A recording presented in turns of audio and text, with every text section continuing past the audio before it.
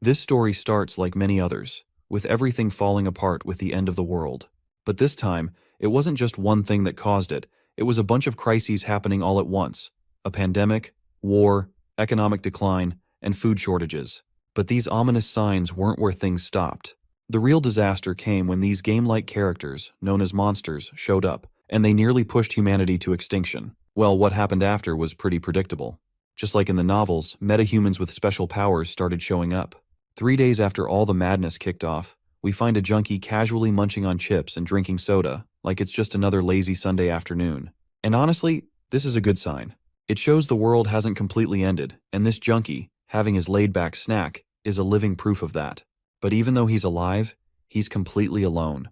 And that thought makes him pretty sad.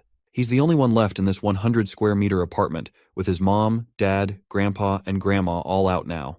You see, his father ultimately decided to buy this place, and he took a loan of 200 million won from the bank. Not only that, he also used all of the family's assets, which were also worth 200 million won. The reason our protagonist is staying here despite not being born into wealth is because there was a condition to qualify for certain tax benefits. To receive these benefits, someone had to live in the property for at least 2 years. Since the protagonist's family couldn't leave it empty, he ended up staying there in order to fulfill this requirement. That's why he's been stuck in this apartment, locked in ever since the sudden apocalypse hit. He looks at his phone, no internet connection, which leaves him even more saddened. But just then, a loud roar shakes the area. He cranes his neck up and spots a monster gliding through the sky, heading straight for his apartment. As it gets closer, it opens its filthy mouth, ready to devour him. The guy gets absolutely boggled out of his mind when he realizes that this thing is about to eat him alive.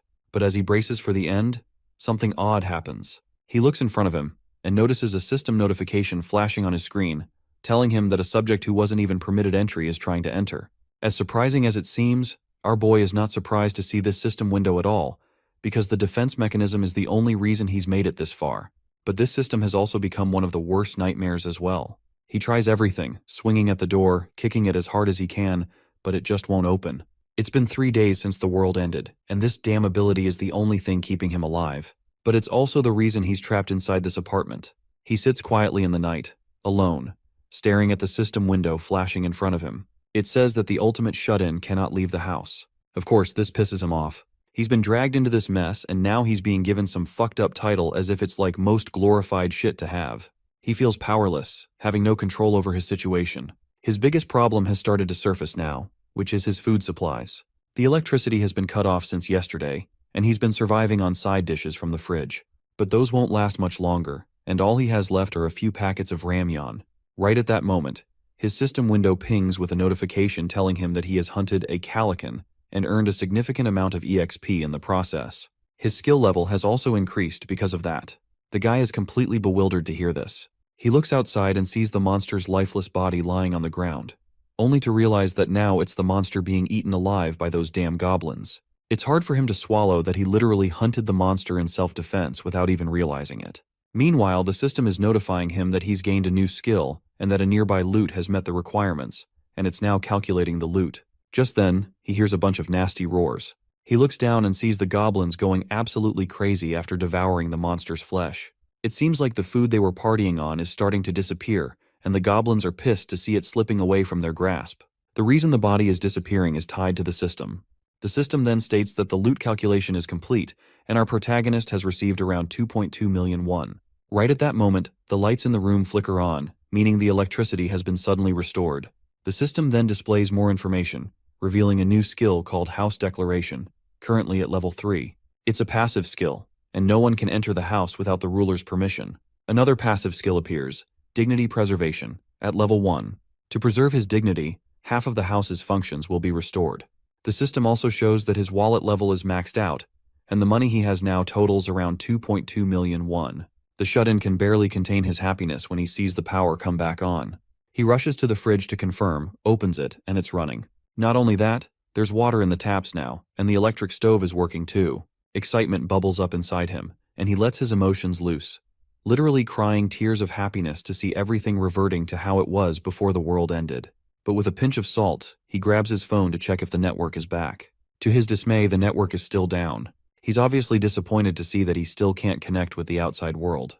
But right at that moment, his eyes catch a pen drive on the ground. He picks it up, plugs it into his PC, and when he plays the files, he finds memories his parents recorded. It's a collection of moments from his childhood and the journey of his life, showing how he grew up step by step. This hits the shut-in hard as all these memories make his heart go numb. He wants nothing more than to see his family again, and he vows to bring them here, no matter what. He stands up, his resolve steeled, but before he can get too caught up in his righteous thoughts, a system window grabs his attention. It tells him that he can now buy items listed in the store at original prices. This is something completely new, and the shut-in is left stunned for a moment since he was not expecting this at all. Curious, he presses the store icon. The system window pops up, showing him the money he has and the option to list items. Since the system is displaying how much money he has, it seems to be linked to his wallet. Anyhow, he decides not to dwell on the situation too much, so he opens his balcony window. Before he can step outside, the system stops him with a warning. He still cannot leave the house. Well, he expected that. Even though his skill level has gone up a bit, he's still trapped. One thing is clear though. If he hunts monsters, his level will increase, and he'll likely unlock new skills. Maybe one of those skills will let him go outside. The problem is that he has no idea how to kill monsters in his current state. Situations like the one with the Calican aren't exactly something he can count on happening again. But that is when an idea takes place in his mind. He might be able to take out some goblins. So he grabs a water bottle from the fridge and, with a quick swing, he throws it as hard as he can. The bottle goes flying out of the apartment. This momentarily makes him happy, because initially, he was worried that he might not even be able to throw objects outside. He then decides to take it a step further. He grabs a dumbbell and heads to the balcony. As he steps out, he notices something unusual. The goblins are there, but they seem to be moving away from the area, dragging chunks of meat from the dead monsters. They're basically retreating. This makes the shut-in anxious, seeing his last chance slip away. Without thinking, he hurriedly swings his hand as fast as he can and throws the dumbbell out. But instead of hitting a goblin, it lands on the dead monster's body, and in return, it catches the attention of the furious goblins. His heart races in fear as he realizes they've spotted him. Now, he's sweating bullets, absolutely terrified. He still has one dumbbell left, but he doesn't want to waste it by throwing it out again. But the problem is, he doesn't have anything else in the house that could help him kill these monsters. And he sure as hell isn't strong enough to throw a TV or computer out the window. He watches the goblins getting more furious, completely bamboozled by this bastard who's been throwing stuff at them. Seeing them so riled up has the shut-in sweating his balls, realizing that the goblins are now ready to tear him apart. They charge toward the building. But strangely enough, this situation isn't all that bad. In fact, it's exactly what he wanted. The goblins are coming closer, and now he can hit them without missing. This is his chance. He suddenly remembers the store option he had gotten earlier. He quickly activates his system panel, opening the store, and then presses the list item option. The system asks if he intends to list the dumbbell, and he agrees. The moment he does, the system scans the dumbbell, and he's unlocked the dumbbell in the store. He can now buy more for around 17,001. The shut-in is quite surprised to realize that the price listed is exactly what he paid for the dumbbell online, which makes him believe that the market rates here are the same as before the world ended. So he ends up buying 2 of these. Once the transaction is complete, the system window flashes with this blue light, and the dumbbell starts to materialize. This leaves our boy absolutely glowing with happiness. His joyous screams even leak outside of his apartment. The next moment, he throws the dumbbell as hard as he can, and bam! It smashes into this green bastard's head, taking him out for good. In the process, my guy earns some EXP and around 3,001 as well, which is promptly deposited into his wallet. He's thrilled to see the reward, while the goblins below are left panicked and bewildered, staring at their fallen comrade. Before they can finish paying their respects, though, they notice another dumbbell flying straight toward them. All of the goblins scatter and scramble to save themselves, so the dumbbell hits nothing. Shut-in is absolutely annoyed for missing the shot, so naturally he spends even more money and buys 3 more dumbbells. He throws them right away, and this time he takes down one of the goblins. The system quickly notifies him that he's just taken down a level 6 goblin. As usual, he's earned some cash, but most importantly, his skill level has increased, and he's unlocked a brand new ability. Turns out, he's gained access to an alternate dimension where he can store items. Excited, he commands the system to open the storage. When it does, the system asks if he wants to place the dumbbell inside. Without hesitation, he agrees. The dumbbell begins to pixelate, and a system window pops up, confirming that he's successfully stored a non-slip 3 kilos dumbbell. Then, the system asks if he'd like to summon an item from storage. His face lights up with joy as he eagerly says yes. The dumbbell instantly materializes in his hand, leaving him thrilled at the realization that he can now summon items from storage to any place he wants. With the dumbbell back in hand, this bastard grins with this wicked smile because he could barely contain his intrusive thoughts he is having, already imagining all the possibilities this new skill offers. So he decides it's time to execute his ultimate plan. He takes his sweet time buying dumbbells and storing them all. Once he's done, he commands the storage to open, and with a single command, a bunch of dumbbells appear, as if he's holding the key to the gates of Babylon. He lets them rain down like he's Gilgamesh himself. The goblins can do nothing but watch in awe as the massive number of dumbbells falls toward them. Some of them are absolutely terrified, and as soon as the dumbbells start to hit, he starts claiming all the experience points as the goblins drop dead one by one. In total, he earns just over 54,001 from this one swing. The system then asks if he would like to list additional items, and my guy quickly says yes. Since the max amount of items he can list in the store is 10, he lists around 10 items, including groceries and anything else necessary. He even sells the dumbbell he used to defeat the goblins and gets his money back. But suddenly, he notices something peculiar. Apparently, he's just lost 1-1. He thinks for a moment about what might have caused it, and then it clicks in his mind. It's probably because the refrigerator is on, and the electric, gas, and water bills must be eating into his money. This news is pretty concerning for him because he doesn't have any way to make more money to cover his household expenses. You see, after he hunted the goblins by dropping dumbbells on them, those stinky cowards ran away and abandoned their old home. Since then, he's only managed to kill 2 more goblins, and he's not sure if there are any other creatures left in the area to hunt. When he looks below, all he sees is the rotten head of a dead monster. Shut-In knows that if he doesn't find something to hunt soon, he's screwed. So he has to figure something out, no matter what. He stares up at the sky with his dejected face, hoping to spot a flying monster he can hunt. And it looks like luck is on his side, because he suddenly spots a giant monster gliding straight through the skies. Shut-In is momentarily shocked, but he doesn't want to waste the opportunity that fate has handed him. He quickly rushes to prepare for the hunt. He ties a big spoon to a ladder and extends it over the balcony, since he can't step outside the boundaries. Then, he starts flashing the shiny spoon to grab the monster's attention. Not surprisingly, the monster finally notices the shine coming from the building, and as soon as it locks its eyes on him, it charges straight toward Shut-In to try and eat him alive. Shut-In is pretty pleased to see he successfully baited this dumb monster, and when it collides with the barrier, its head bounces back. Shut-In is confident this is a done deal, and Level Up is on his way. But just then, the monster starts flapping its wings violently, sending powerful gusts of air at Shut-In. The air pressure from the monster's wings is so intense that Shut-In can barely stand, constantly getting pushed back. Eventually, the monster vanishes from sight. But when our boy peeks through the balcony, he's shocked to see the creature sitting right outside his window.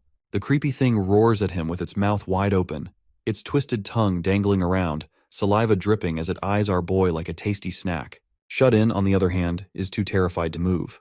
The monster then shuts its mouth and slams its hard beak into the barrier. The system flashes a warning right away, warning that an unauthorized entity is attempting to enter. But no matter how much force the monster exerts, it can't break through.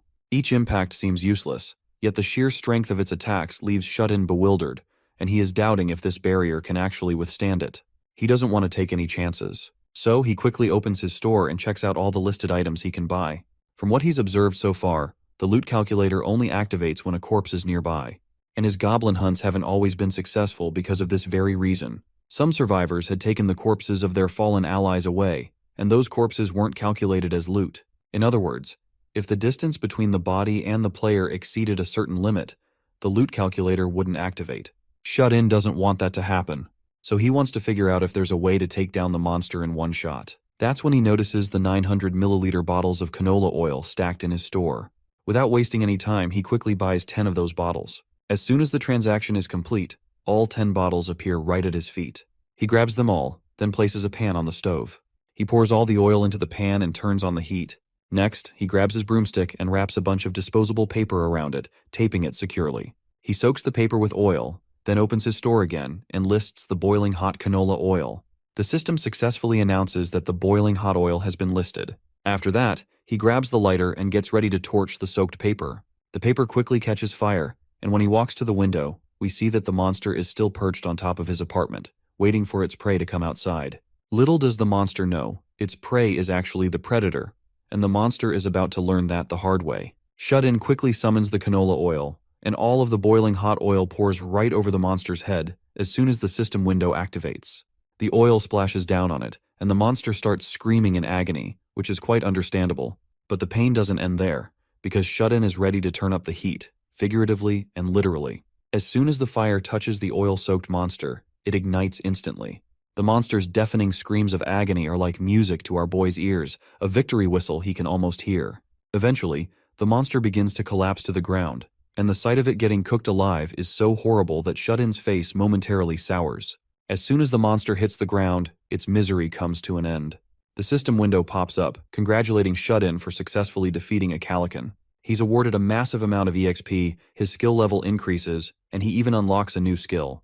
But that's not all. The system also detects the hunted monster and registers it as loot. Once the loot calculation is complete, he receives a reward of just over 9 million won. Shut-in goes bonkers to see such a massive amount of money. He can hardly believe his eyes. But before he can fully recover from the shock, another notification pops up, which reveals that the requirements have been met, and territory expansion is now underway. Suddenly, the entire building starts shaking like crazy, or at least this is what Shut-in is feeling. He also feels a strange sensation gripping his heart, and his perspective begins to expand. This strange feeling intensifies, making his heart ache even more while his senses continue to grow and grow. At one point, he literally starts seeing into the other apartments in the building, where he finds a surviving family in there, which completely bewilders him. He'd never thought there were neighbors living here besides him. His eyes suddenly change color, and he has no idea what's happening to him. For some reason, he can see people now, but he doesn't understand why. Just as suddenly, he recovers and starts observing things around him as he normally does. Then, the system introduces these unexpected neighbors. The first adult is Choi Hyung-jun, a husband in his late 30s. The second adult is Park Hae-won, his wife, also in her late 30s. Together, they have 2 daughters, Choi Na-yeon, their 6-year-old firstborn, and Choi Se-yeon, their 3-year-old second child. The system goes on to state that these individuals meet the requirements to be taken in as citizens of his territory. It asks him if he would like to grant them citizenship. Shut-in is obviously not sure if he should grant him citizenship or what would happen if he didn't grant them. The system immediately answers that any beings not granted citizenship will be expelled from the house and left vulnerable to monster attacks. Faced with this stark reality, Shut-in decides to take the high road. Instead of being a selfish Shut-in, he chooses to be a generous landlord. Once the command is given, the system announces that Choi Hyung-jun, Park Hae-won, Choi Na-yeon, and Choi Se-yeon have all been granted citizenship. Shut-in feels pretty great about this, because he might have unlocked other skills related to citizenship too. So he decides to check. That's when the system announces his new skill, which is known as Ultimate Eyes. But Shut-in isn't fully satisfied yet, so he tries to scan the system to see if there's anything else related to citizenship. The system flashes a new notification regarding skill, which is known as Ruler's Declaration, a passive skill. This skill ensures that no one can enter the house without the ruler's permission. There's also an icon called Citizenship Management. Shut-in quickly decides to explore it because this is exactly what he was looking for. When he opens it, he sees that all 4 citizens are listed, along with their power levels and trust levels. But the detail that stands out to him is that he can hold up to 600 citizens. 600 is no small number, it's pretty staggering. He presses on one of the citizens' names and sees all the information about them. There's even data on their experience distribution rate and money distribution rate. He's also given 2 options. He can assign a quest to this citizen or expel them from his territory. He has no idea what the experience and money distribution rate are all about, but he guesses it might refer to how much experience and money the citizens share with him, and the fact that he can control the rate. Well, this sounds like a cheat code to him as he is the one to decide how much money he wants. He then notices the quest option and wonders how it works. Out of curiosity, he presses the button. A new screen pops up, allowing him to customize the quest description, deadline, reward, and even the penalty for failure. Without much thought, he quickly assigns Choi Hyung-jun a simple task: kill 1 goblin within 168 hours. The reward? A small amount of experience. The penalty? Nothing, at least for now. The system prompts him to confirm the quest. But before pressing yes, Shut-in starts wondering just how far he can push the penalties. To test it, he changes the penalty to death upon failure. To his shock, the system accepts the prompt without hesitation. He doesn't confirm the quest though, and the system cancels his request automatically. There's no way he'd actually kill someone over failing a quest. He is quite troubled to see this actually. The idea that he has the power to kill any citizen at any time, just with a penalty, makes him deeply uneasy. He starts thinking about what he should do now, and that's when he uses one of his newly acquired skills, the Ultimate Eyes. His perspective begins to broaden, and he can literally see everything. Once again, he spots the family down there. The family seems troubled, and the wife asks her husband what they're supposed to do now. The husband, Hyung-jun, has no clue what they're supposed to do. The least he can do is go out and fetch some water, so he tells her to stay here with the kids and wait for him. But his doting wife, Haiwan, isn't on board with that idea since the area outside is crawling with monsters. Hyungjin knows this too, but he doesn't really have another choice. His wife then points out that he might not even find water, but he reminds her there's a convenience store nearby, and since it's a pretty big one, so there should be something there. The thirsty kids start begging their father for some water, which only makes Hyungjun feel even more pressured to go outside. Finally, he decides he has no choice but to venture out and get what his family needs the most. He tells his wife to trust him, promising he'll come back soon. Since Hyewon doesn't have a better option, she lowers her head and lets him go, though it's clear she's terrified. At that exact moment, my guy shuts off his skill and suddenly, we're snapped back to his apartment. Our shut-in didn't realize just until now how bad things had gotten out there. He opens his store interface in order to see if he can increase the store storage. When he activates his window skill, he notices that all 3 storage-related skills are still at level 1.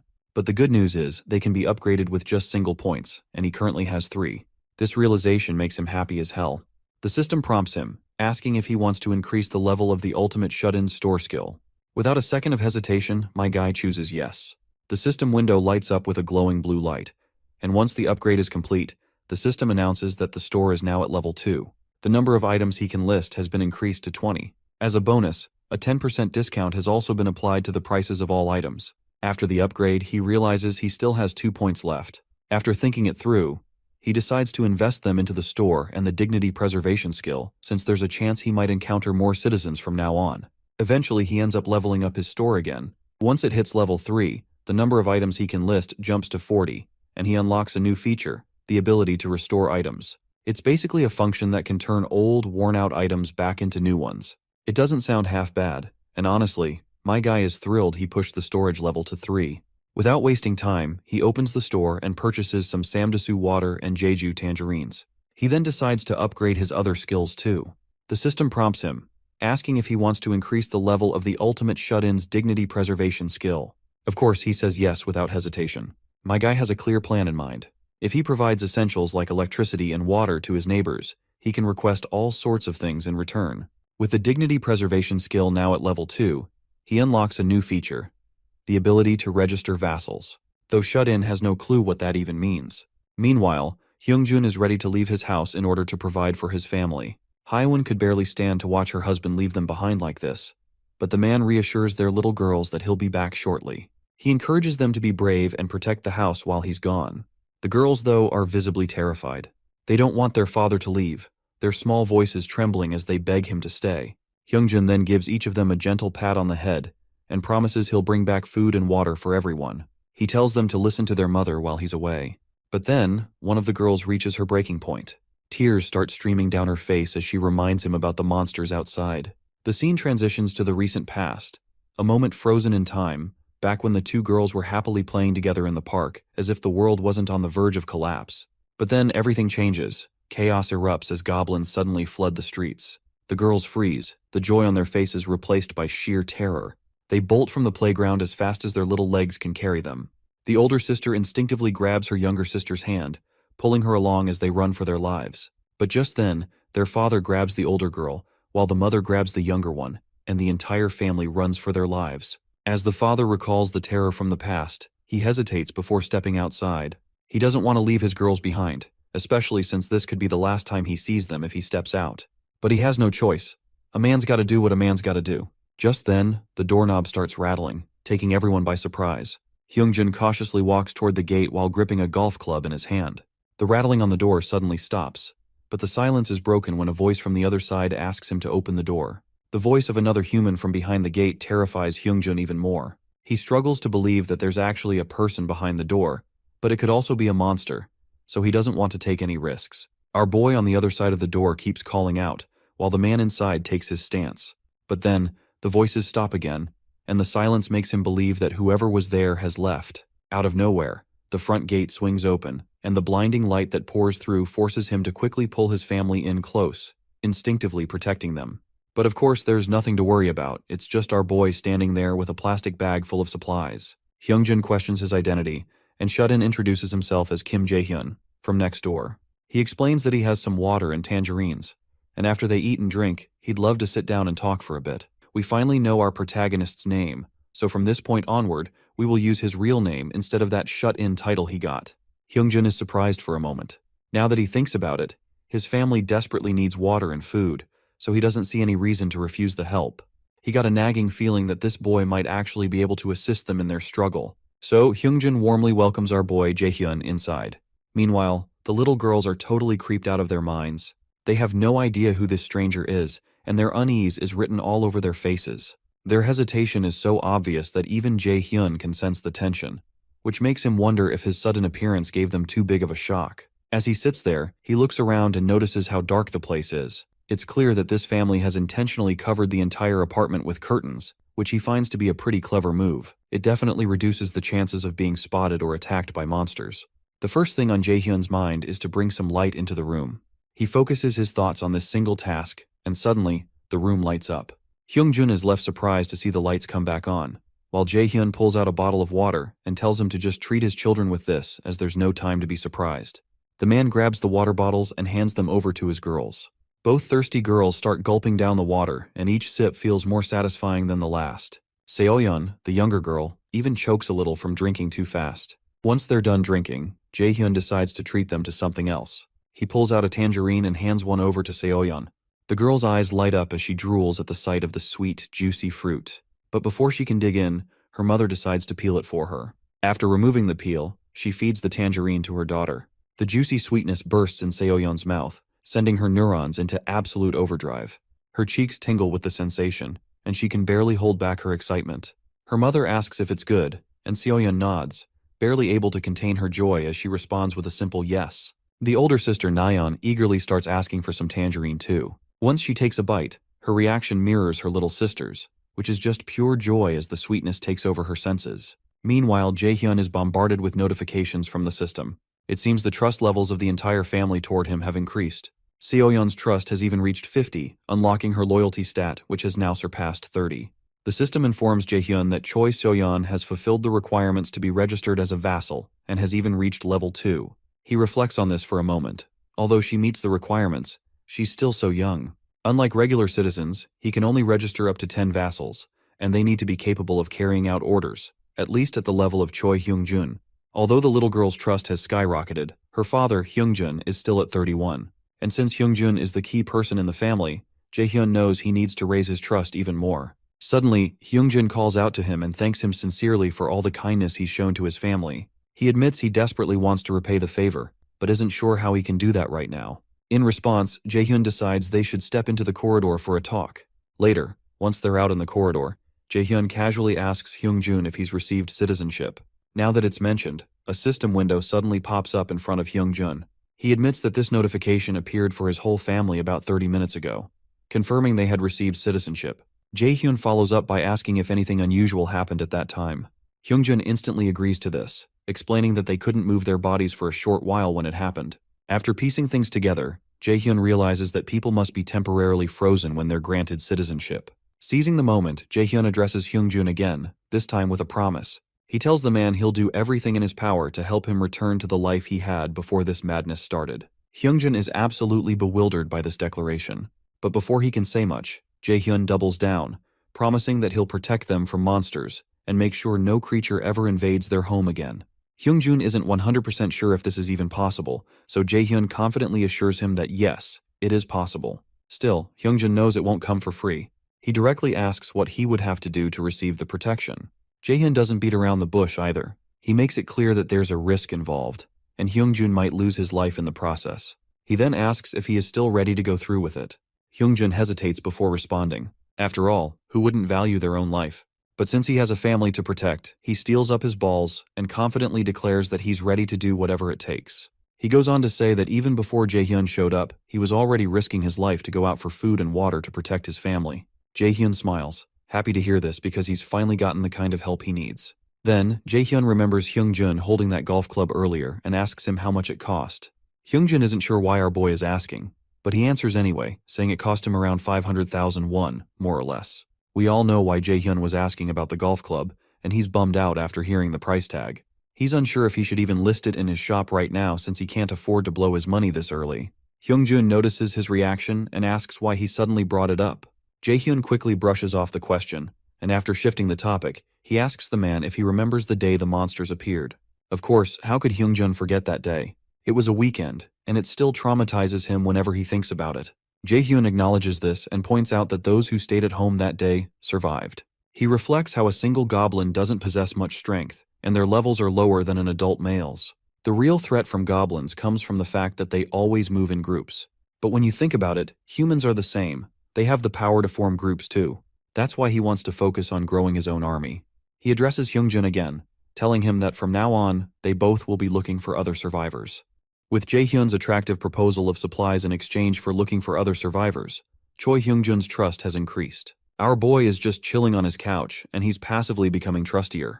Right now, the kids have a trust level high enough to become vassals, but their parents are a lot more wary of the neighbor. Jaehyun hopes that he can eventually see his family again if he continues to take more people in. His sullen thought was interrupted by a loud shriek downstairs. He hurriedly opened his balcony to check out what's up. In front of the building was what he needed the most. Other people. The group of young men and women are facing off against a horde of goblins. As much as he wants to, it would be hard for Jaehyun to help them in combat. The goblins snarled, and the young man at the forefront took on a flawless pitching form. As soon as that absolute heater of a fastball left his hand, a goblin fell, its skull cracked. With one of the monsters down, the winning odds of the group just increased.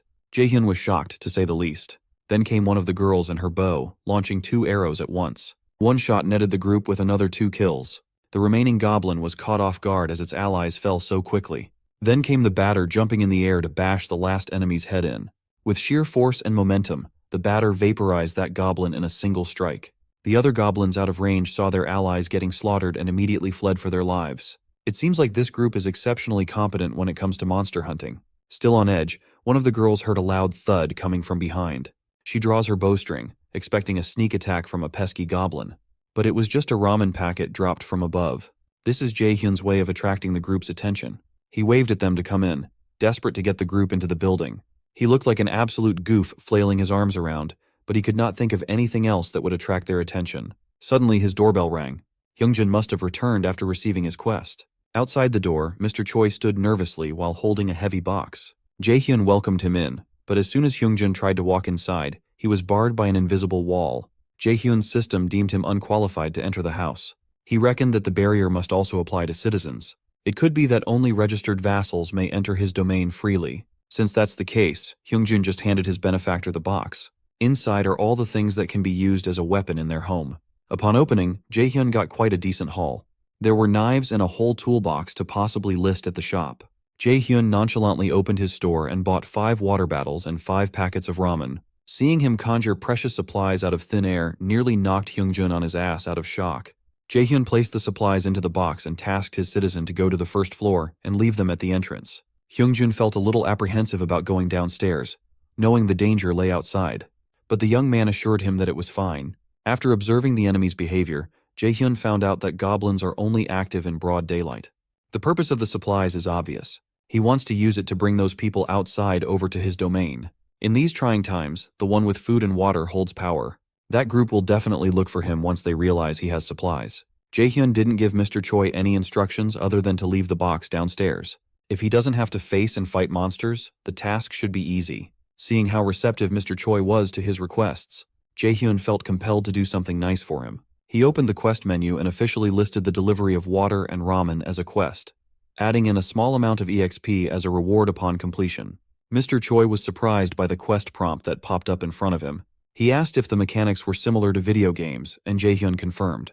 Given that Mr. Choi's only at level 9, leveling up to get good rewards is imperative. The reliable dad took a deep breath and braved his way downstairs.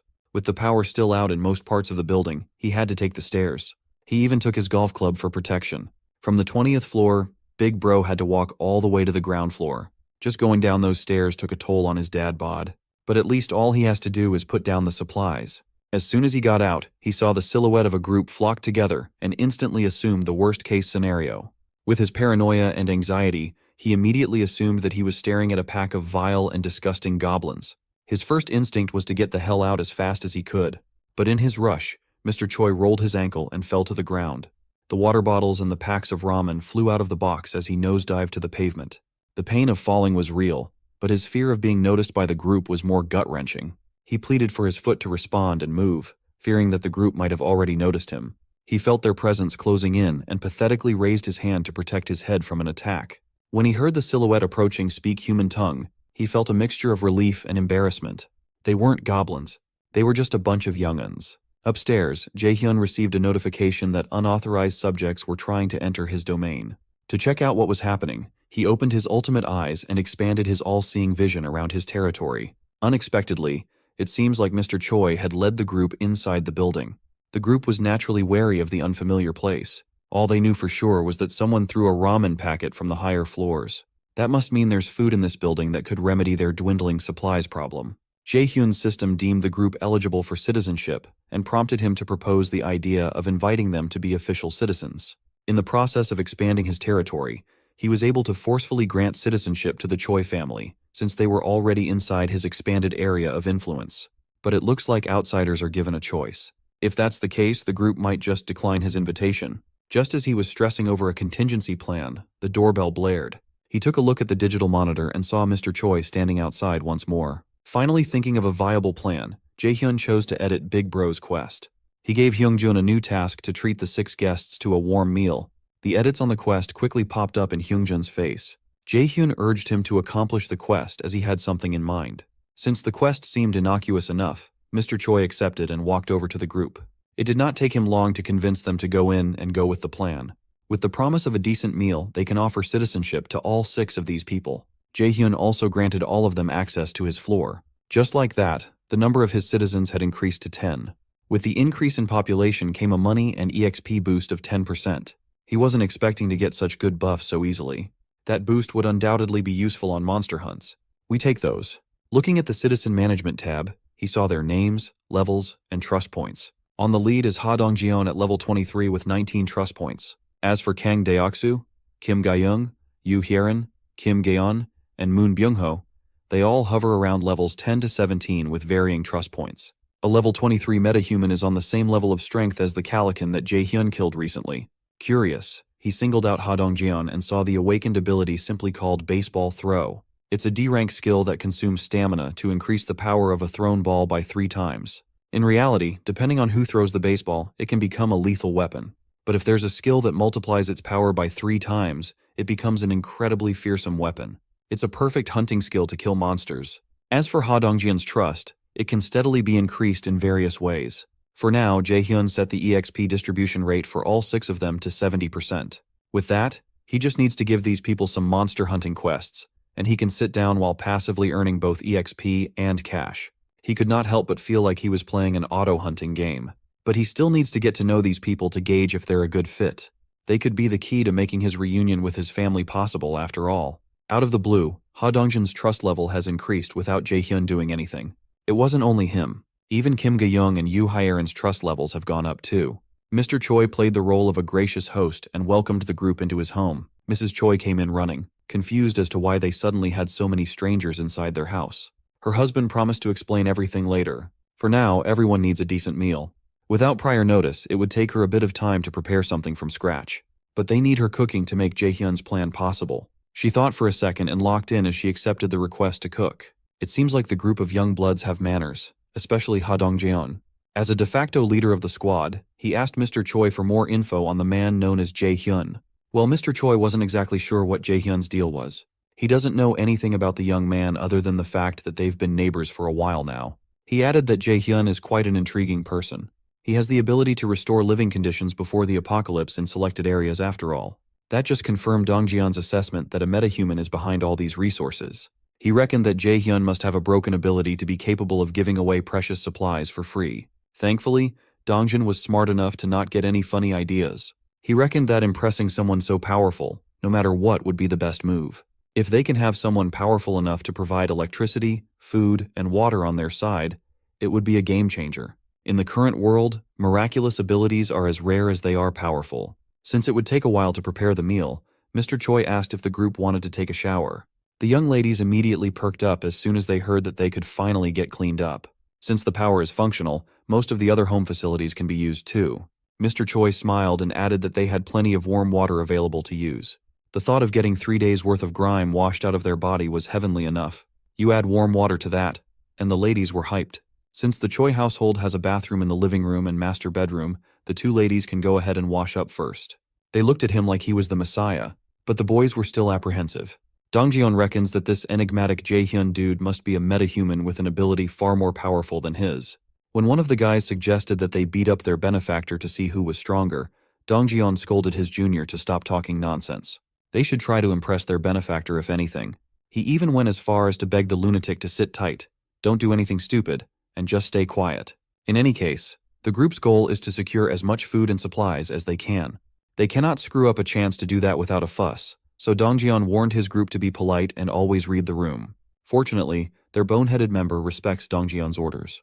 But one of them was visibly uncomfortable for some unknown reason. Being the good leader that he is, Dongjeon approached the anxious Byung-ho and apologized for dragging him into such a mess. Dongjeon feels guilty for inviting everyone to his housewarming right when the apocalypse struck. Byung-ho tried to brush it off, but his anxious look was palpable. Dongjeon promised that as soon as they secured enough supplies, they would go to the place of Byung-ho's grandmother together. Byung-ho thanked Dongjeon for his consideration, but he knew deep inside that it was already way too late. On the third day of this accursed apocalypse, the possibility of a frail old woman alone in her home still being alive is slim to none, but at least the place is nearby. Dongjeon is optimistic that they can get there as long as they all hang in there and work together. Suddenly, the group's discussion was interrupted by the door opening. The aura of the newcomer was electric. The door creaked open, and all their eyes were glued to the entrance. Dongjeon felt like they were being stalked by a fearsome predator and instinctively gripped his ball, ready to throw at any second. As it turns out, it was just Jaehyun carrying plastic bags in both hands. He overheard the group's conversation and offered to help in their predicament. They all felt a mixture of fear and assurance that the person who just entered might be able to save them from this apocalyptic pit of despair.